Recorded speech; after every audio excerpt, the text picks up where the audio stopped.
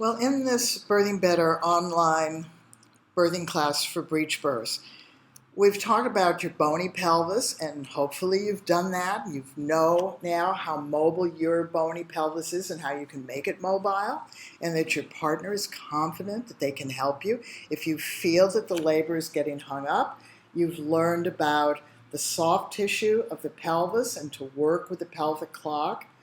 We've talked about positions, how important it is that you get in positions that your baby likes and reflects back to you by the fact that you have a progressive labor contraction one after another. The last part of the soft tissue is your vagina. Now, I'm going to talk to you as pregnant women. Do not go yuck on me. Okay? Don't do that. You have to prepare your vagina. You have a big object the size of a grapefruit coming through your vagina. It's as simple as that. Don't go yuck. You have menstrual periods. You lose your tampons and go fish them out. You have yeast infections. You have bladder infections. You may have been sexually molested as a child. You have all sorts of things that go on down there. We deal with down there all the time. So deal with down there now in order to protect your body and protect your baby. You do not want to tear down there. You do not want to have a long second stage where you stretch and then you lose your ability to have sexual pleasure, or you prolapse your bladder, or you prolapse your cervix or your uterus, or you prolapse your rectum. You don't want that. You don't want to pee every time you cough or laugh. You don't want that. And this idea, going back to the natural birth movement, that women normally stretch. Yeah, they stretch. What does that mean? If you've been on the end of a tight crotch, you will know what stretch means. If you have been on the end of a delayed second stage, you will know what tight means. Doctors used forceps because women were tight. They do episiotomies because women are tight. You have to get over this. 5 minutes a day from 32 weeks, worth your time and effort? You don't want to delay in your baby. Your baby needs to be born. There are people in the natural birth movement that say, oh, it's fine to push for 3 or 4 hours. No, it isn't fine to push for 3 or 4 hours. I know nothing scientific. I've never wanted to.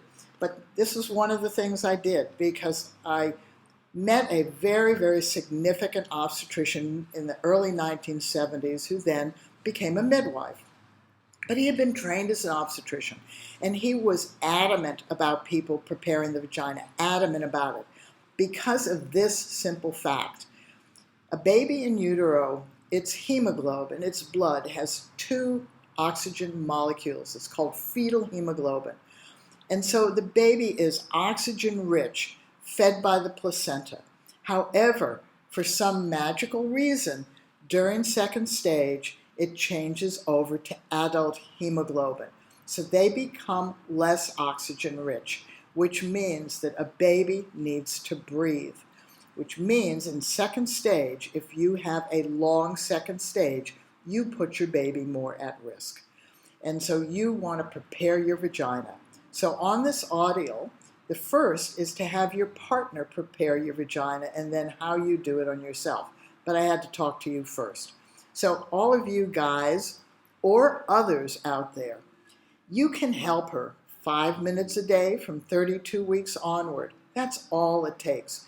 The first 2 weeks of doing this, women are tight, they're sore, they're uncomfortable, they don't like it. Be gentle, be slow, be calm, work together with your intention to soften all the tissue deep inside the vagina as well as the external ring, which is called the ring of fire. Why do we have a ring of fire? Because we are tight. We can change that. What does a massaged, a well-prepared vagina look like in second stage? It literally opens like a lotus. You get very, very puffy. Every contraction, the baby comes down more in second stage. Is greatly reduced in length, greatly reduced.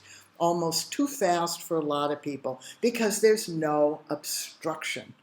So, fathers, this changes you as a human being. Before you do this, you see your partner as a sexual person.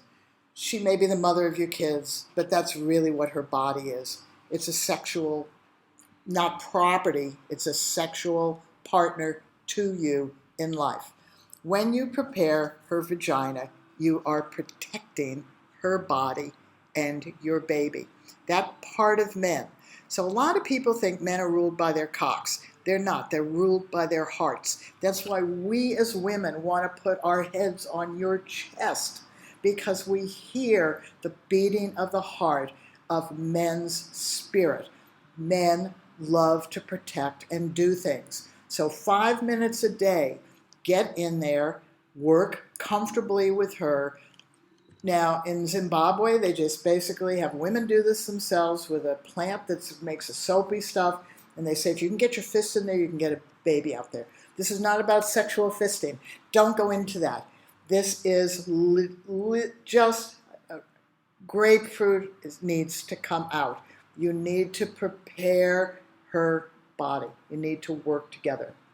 And women, if you're doing it themselves, it's very clear how to do it. You bring your belly over to one side, use the thumb that's working so that you can get down past your belly, work it. And if it's uncomfortable at first, then at a certain point, knead it like bread dough all the way back, everywhere that you can.